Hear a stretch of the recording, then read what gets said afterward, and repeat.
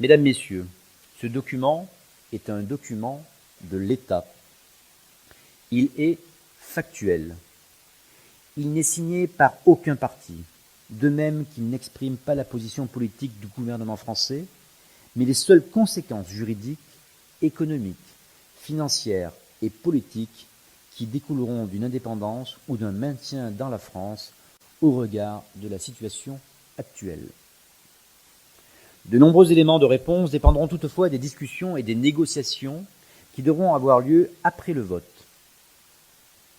Cependant, dans l'hypothèse du oui, comme dans celle du non, les analyses détaillées conduites par les diverses administrations concernées permettent de poser des points factuels qui s'imposeront à tous, en droit ou en fait. Ce document se veut donc une base de travail, un support aux discussions. D'abord, quel que soit le choix des électeurs, le 12 décembre prochain, le document rappelle et développe quelques points généraux et non négociables. Tout d'abord, je tiens à ce que vous sachiez que le lendemain du vote, le 13 décembre, dans toutes les hypothèses, la Nouvelle-Calédonie demeurera un territoire français. Autrement dit, les effets du scrutin, même si le choix de l'indépendance devait l'emporter, ne seront pas immédiats. C'est à l'État qu'il reviendra de garantir les résultats et d'assurer la bonne mise en œuvre du choix des Calédoniennes et des Calédoniens. Dans toutes les hypothèses, le 13 décembre, les forces de sécurité intérieure demeureront en charge du maintien de l'ordre public sous l'autorité du représentant de l'État et du gouvernement de la République, ainsi que de l'autorité judiciaire pour ce qui la concerne. Le second concerne la portée du vote. L'accord de Nouméa le prévoyait et le document le précise explicitement. Pour chacun des deux résultats possibles, la partition du territoire est exclue. Le respect par tous, du résultat de cette consultation n'est pas une option. C'est le cœur du processus engagé depuis 1988. Enfin, et c'est sans doute là le plus important, le document pointe en permanence la nécessité en général, et dans de nombreux domaines en particulier, de nouer un dialogue indispensable. C'est par le dialogue que la Nouvelle-Calédonie a retrouvé la paix et la prospérité, et c'est par lui, sans aucun doute, que l'avenir s'écrira à compter du 13 décembre prochain. L'accord de Nouméa étant transitoire, il est de la responsabilité de chacun des partenaires de se projeter au-delà. Car une chose est certaine, le temps ne va pas s'arrêter le 12 décembre, le soleil, selon toute probabilité, continuera à se lever chaque matin sur la Nouvelle-Calédonie. Quelle Calédonie au plan institutionnel ? En 1998, rien n'a été écrit, hormis l'obligation de se réunir pour en discuter. Une Nouvelle-Calédonie dans la France implique pourtant une place dans la Constitution, un statut juridique, une organisation politique, des institutions politiques, publiques, des perspectives. Tout cela devrait être écrit, discuté et négocié. Tout cela devrait aussi permettre de répondre à certaines questions déjà bien identifiées et qui ne peuvent être considérées comme des tabous. C'est ainsi que le document présente les enjeux constitutionnels et de droit européen qui doivent conduire à interroger le maintien d'un corps électoral restreint et a fortiori figé. Aucune nationalité, aucune citoyenneté n'est durablement inaccessible à ceux qui n'en faisaient pas initialement partie. Les États ont des approches plus ou moins libérales en la matière, mais le droit impose une forme d'ouverture. Il en va de même de certaines dispositions liées à la citoyenneté calédonienne, en particulier les restrictions en matière d'accès à l'emploi. Les atteintes au principe d'égalité et d'universalité, essentielles dans le pacte républicain français, ont été admises jusqu'ici au seul motif qu'elles étaient provisoires.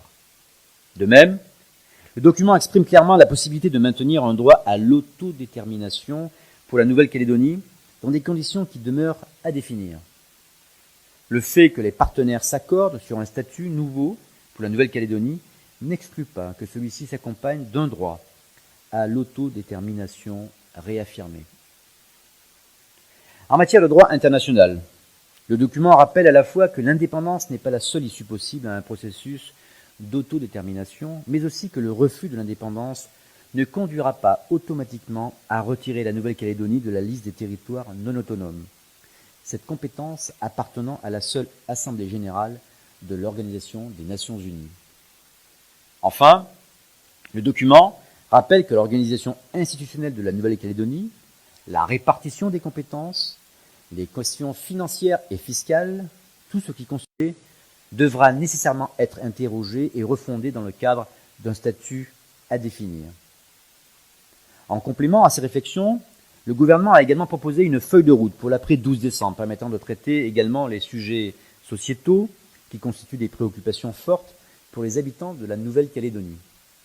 Enfin, sachez que le calendrier retenu pour la mise en œuvre de ces orientations prévoit l'organisation, avant le 30 juin 2023, d'un référendum de projet. En cas de non, ce référendum portera sur le développement de la Nouvelle-Calédonie et ses futures institutions dans la République française. Évoquons maintenant la seconde hypothèse, celle du oui. Les conséquences du oui sont, elles aussi, peu développées dans l'accord de Nouméa. Le premier rapport du document rendu public aujourd'hui est donc d'expliciter les termes dont il est question dans l'accord. Le transfert des compétences régaliennes, c'est-à-dire des compétences qui constituent le cœur de l'action d'un État, police, justice, monnaie, défense, diplomatie. L'accès à la pleine souveraineté de la Nouvelle-Calédonie signifie que le nouvel État ne fera plus partie de la République française. Le droit français ne s'y appliquera plus. Les institutions de la République n'auront plus de base légale pour agir sur le territoire du nouvel État. Les fonctionnaires français ne seront plus fondés à y exercer. L'implication financière de l'État hors secteur minier, qui s'élève chaque année à 180 milliards de francs CFP, le document évoque ainsi l'ensemble des transferts financiers de l'État, mais aussi européens. Il représente 19% du PIB calédonien et une somme de 650 000 CFP par an et par habitant.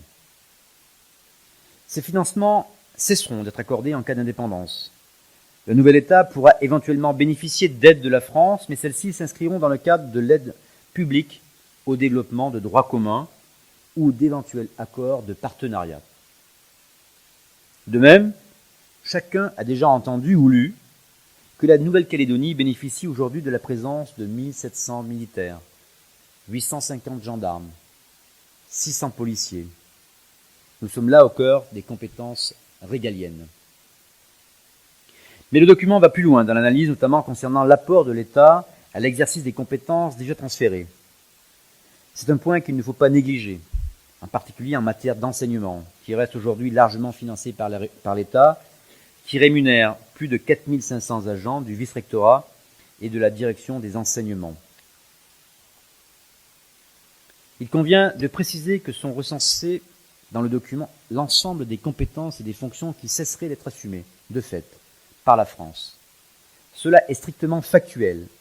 Il reviendra au nouvel État de prendre en charge l'intégralité des services publics, enseignement, défense, sécurité intérieure, justice, monnaie et crédit, diplomatie, et des prestations sociales. Le document mentionne, bien entendu, les possibilités qui seront offertes au nouvel État pour gérer ses compétences à travers des partenariats, notamment avec la France. Mais il rappelle aussi nettement que de tels accords de partenariat seront nécessairement soumis à la volonté des deux États souverains dont il est impossible de présupposer aujourd'hui les intentions. J'en viens maintenant à la transformation de la citoyenneté en nationalité. Cette question est bien entendu d'une grande sensibilité pour tous. Le document signale donc tout d'abord qu'en cas de oui, les ressortissants du nouvel État perdront le bénéfice de la citoyenneté européenne, le nouvel État ne faisant pas partie de l'Union européenne. Il précise ensuite que, selon le Code civil français, tout transfert de souveraineté sur un territoire entraîne changement de nationalité de la population qui y est domiciliée. Les nationaux français perdront donc la nationalité française, à moins que la loi française ou un traité entre la France et le nouvel État n'en décide autrement, ce nouvel État devant par ailleurs fixer les règles régissant sa propre nationalité. Ce cadrage juridique est accompagné de deux précisions qui me semblent majeures. La première, ce sont les annexes décrivant les choix opérés lors de l'indépendance d'un certain nombre d'anciennes colonies. Si comparaison n'est pas raison, cela fournit des informations utiles. Ensuite, le document rappelle deux principes qui guideront l'approche de la France dans une éventuelle discussion sur ce sujet. Il est exclu de créer des situations d'apatridie, contraires aux engagements internationaux de la France. Et il n'est pas envisageable que l'ensemble des nationaux du nouvel État soient français, ce qui serait la négation de son indépendance. Ainsi, de la même façon que l'évolution nécessaire du corps électoral, dans le cas du non, se pose la question de la définition de la nationalité dans le cas du oui, et à débattre et ses équilibres à trouver. Là encore, la nationalité doit pouvoir être accessible, mais les cas de conservation de plein droit de la nationalité française et binationalité ne pourraient être généralisés, sauf à priver le nouvel État d'une réelle population propre.